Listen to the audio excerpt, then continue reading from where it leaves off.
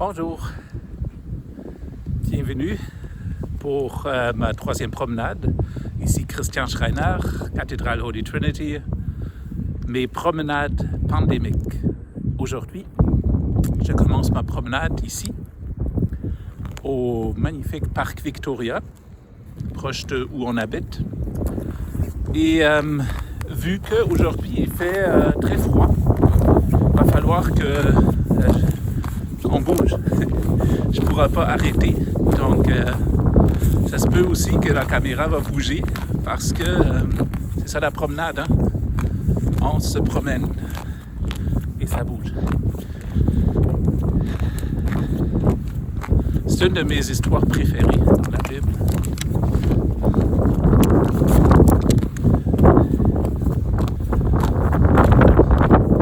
À un moment donné, Dieu en avait juste assez. Il a observé depuis très longtemps tout ce qui se passait à Ninive, une ville comme toutes les autres. Et les gens à Ninive avaient arrêté d'écouter Dieu. Ils avaient perdu un peu leur sens dans la vie. Et ça s'exprimait dans leur comportement. Donc Dieu, il dit, OK, ça suffit. Je vais appeler mon ami Jonas, un prophète. Il dit, Jonas, toi, tu t'en vas à Ninive et tu vas leur parler de moi, de mon amour, et tu vas leur dire, ça suffit. Changez vos vies. Sinon, la punition sera terrible. Et Jonas, il rouspète. Il ne veut pas y aller. Jonas, il trouve que les Ninivites, ils méritent les punitions. Donc lui, au lieu d'aller à Ninive, il décide d'aller complètement dans l'autre direction. Jonas, il prend un bateau pour aller à Tarshish, quelques milliers de kilomètres dans l'autre direction. Mais quand on agit contre la petite voix en nous qui nous dit quoi faire, ben, ça a souvent des conséquences catastrophiques. Et c'est le cas ici.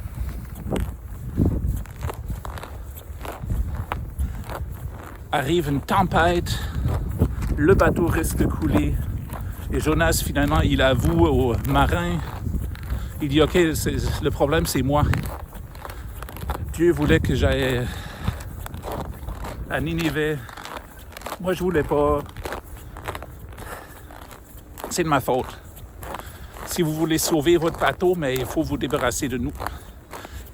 Ayez pas crainte pour moi, Dieu va me sauver. Et c'est ce qui arrive. Jonas, il saute dans l'eau, il le jette dans l'eau. Et il se fait avaler par un grand poisson.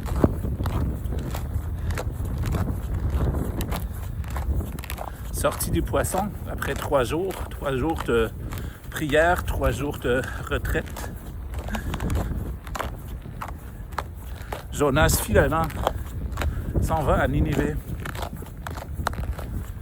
Il raconte à tout le monde, « Hey, ça suffit, Dieu vous envoie un mot, changez votre vie, recommencez à écouter Dieu et ça va bien aller. » Et c'est ce qui arrive, du plus grand au plus petit, tout le monde à Ninive, et ils changent leur vie, et se répandent, ils font un gros jeûne. Et Dieu le voit, il le voit avec bénévolence, il dit, ah, voilà. Magnifique, j'ai pas besoin de punir Ninive. Dieu est content, mais Jonas,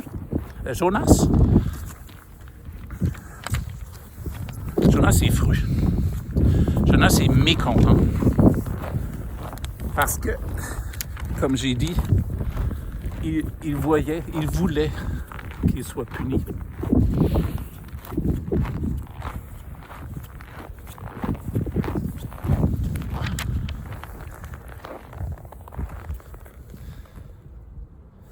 Jonas ne trouvait pas que les gens à Ninive méritaient une 2e, 3e, 4e chance.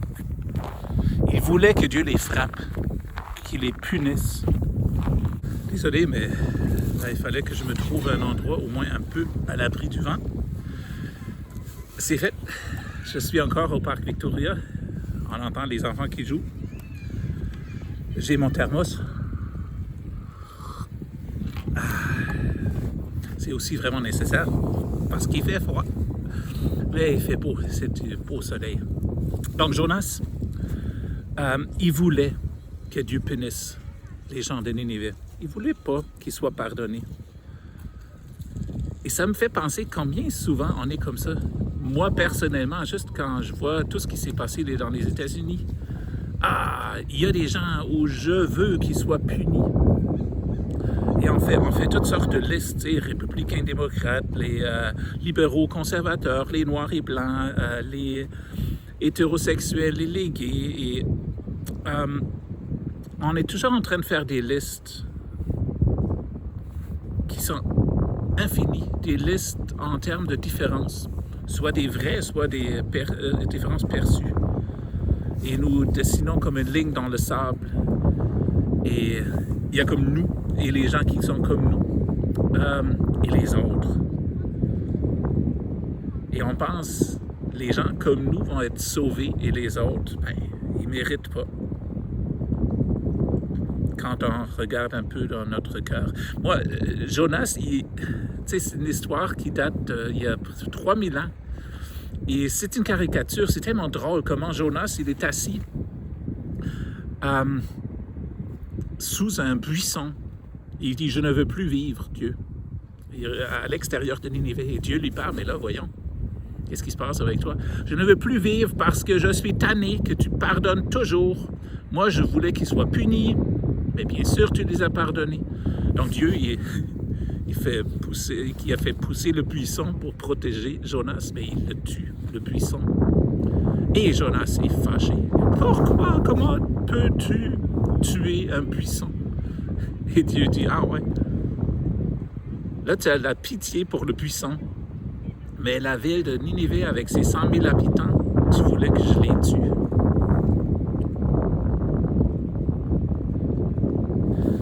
Comme j'ai dit, c'est une caricature. Oui, c'est drôle. Mais ça cache une vérité. Quand on regarde dans nos cœurs, nous aussi, on a souvent besoin de savoir que les méchants vont être punis.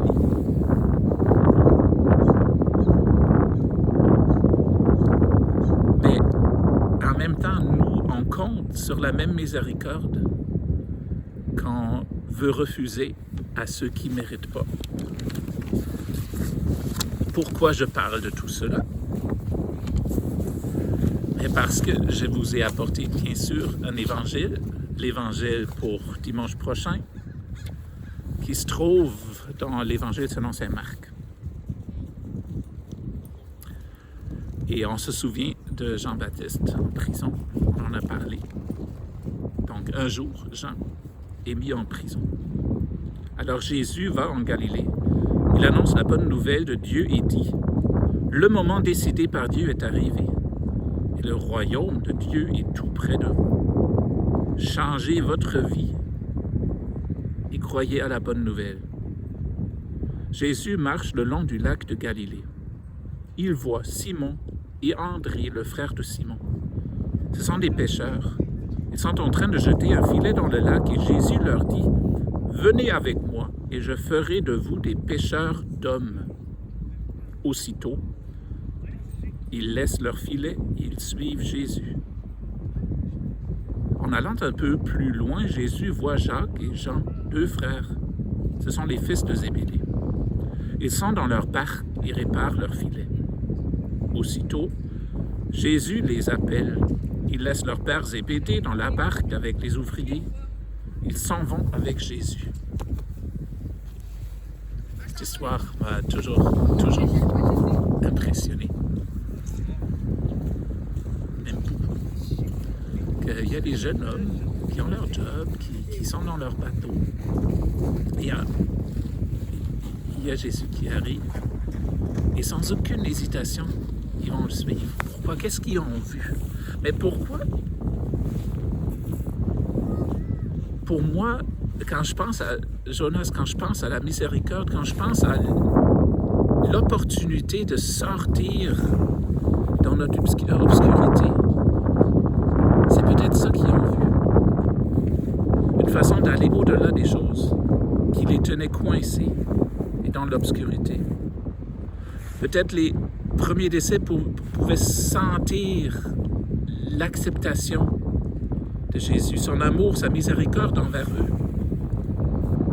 Dans une société où ils vivaient sous la domination romaine, où ils étaient, eux, les plus opprimés, peut-être sentaient-ils la liberté qui leur offrait de vivre d'une autre façon, d'une manière différente. Et encore, même sans juger. Quand Jésus parle de... C'est beau, quand il leur parle des Romains, des soldats romains qui avaient à n'importe quel moment, comme ils avaient le droit de demander à n'importe qui de porter leur bagage pendant 1 kilomètre. Et Jésus leur dit, ben, quand quelqu'un vous fait ça, mais offrez un 2e kilomètre. Parce que ça change votre relation entre occupé et occupant. Le soldat va être curieux. Tu offres de marcher avec moi. Donc c'est comme une offre de sortir de ce schéma de mérite, de justice, de punition.